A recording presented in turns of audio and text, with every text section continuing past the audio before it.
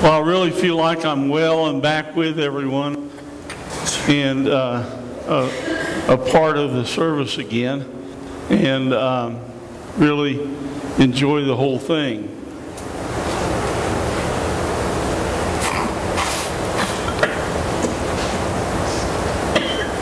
This occurrence in the gospel this morning comes right after the road to Emmaus. And the disciples had their minds open to the scripture to tell them what to do and to understand the scripture fully.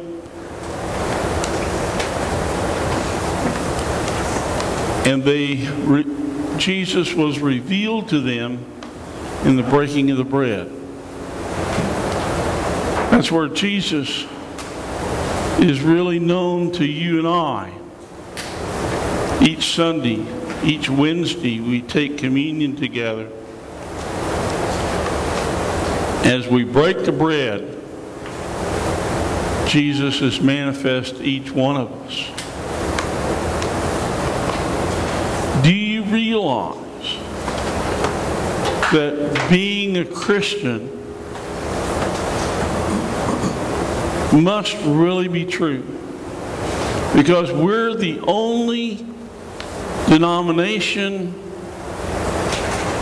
in the world of any kind of religion that says something that sounds so outlandish that you can't help but say it's got to be right.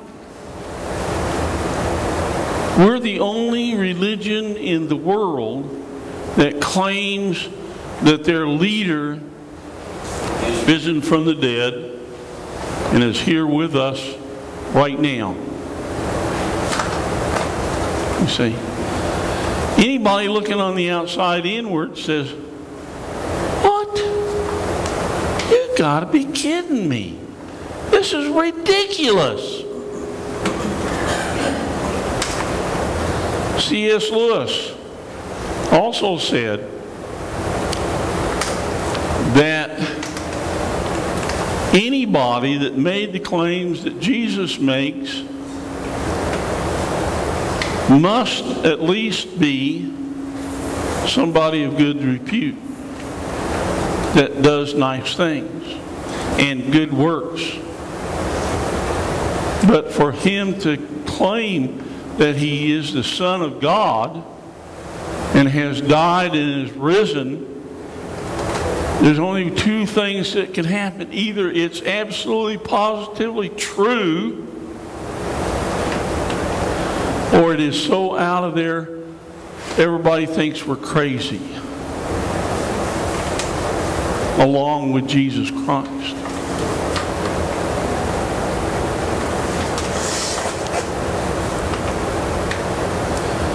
Faith is something that you and I acquire. We acquire faith by genetics and our own makeup, and by the fact that we worship together and we kind of pull on everybody else's faith as we go through our lives. People have lost loved ones. People have lost their most favorite cat or dog or animal. And they've had and can tell you that Jesus was right next to them, that they could feel it. No other religion claims that. The opposite of believing is disbelief. And we have that genetically. Either we believe or we don't believe.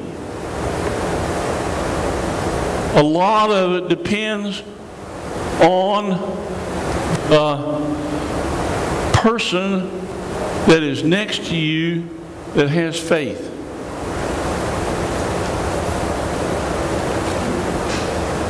Faith, there's an old saying, you know, there are no atheists in foxholes.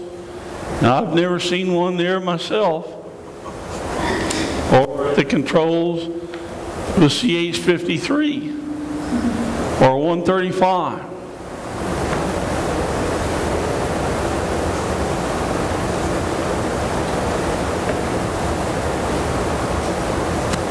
I learned my faith from my mother. Some of you know the story, some of you do not. I'll try and make it short as I can. My brother died, and we had his funeral in the church that Friday. Saturday went by, Sunday morning came, and my mother was right there in the front, the very front of the church. Yes, she was crying. She had faith that her son was resurrected.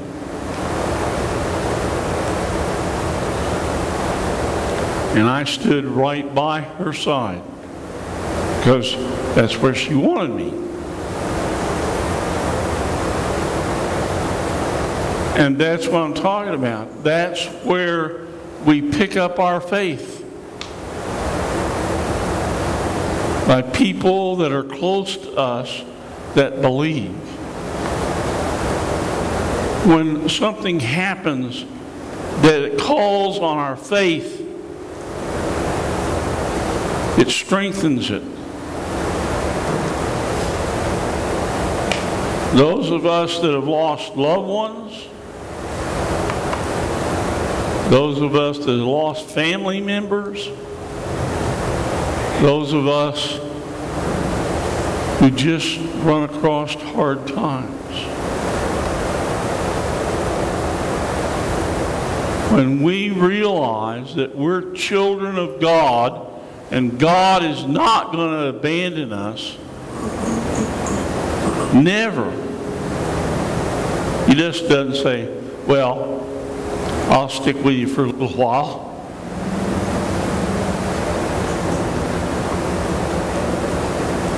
The bond that comes between Jesus and God and you and I, when we take our baptismal vows,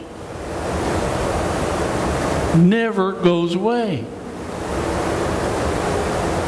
You say, well, what about people that leave? Well, that's their problem. They've come against hard times and have found people around them that disbelieve.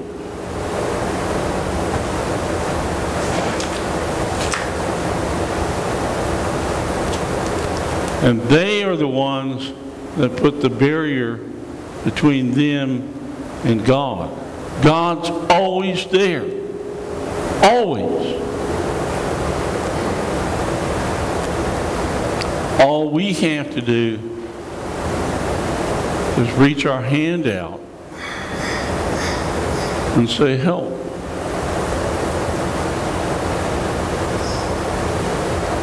It wasn't until I was in seminary and had to write a paper on where I found my faith.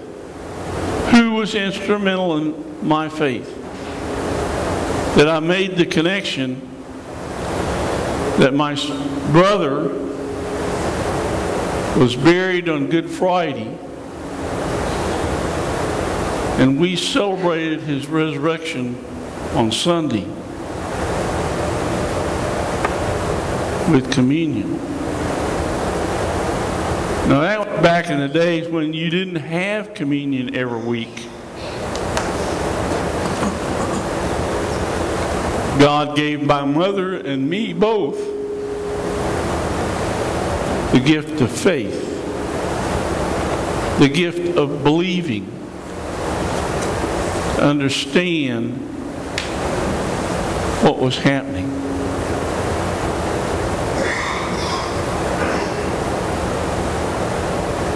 My mother was one of the strongest women I've ever met. She wasn't a cradle Episcopalian.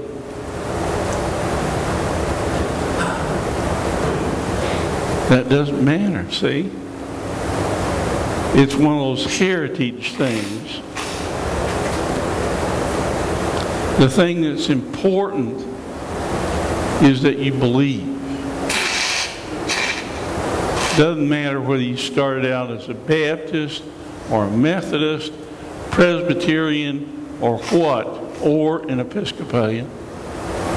As long as you believe, as long as you hold on to that belief, then you're God's child. And if you are God's child,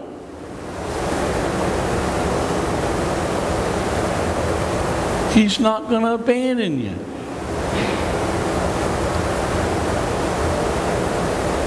He'll never abandon you.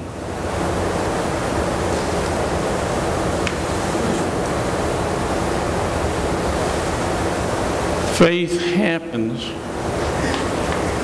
through circumstances.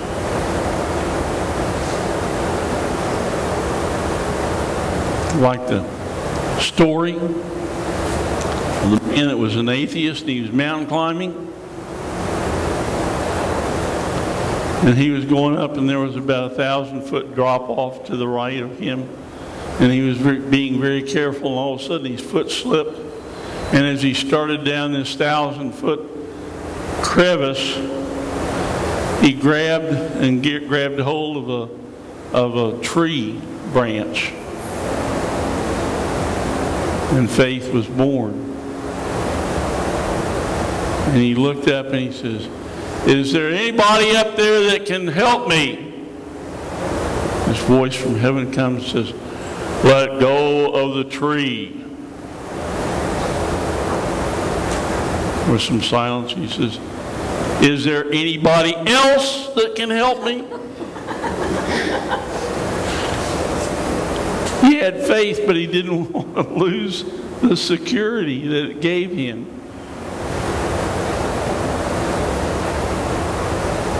That's why I was talking about how faith can happen because of circumstances.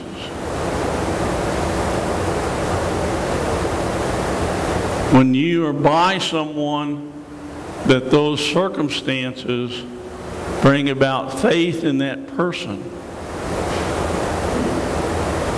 there it is for you too.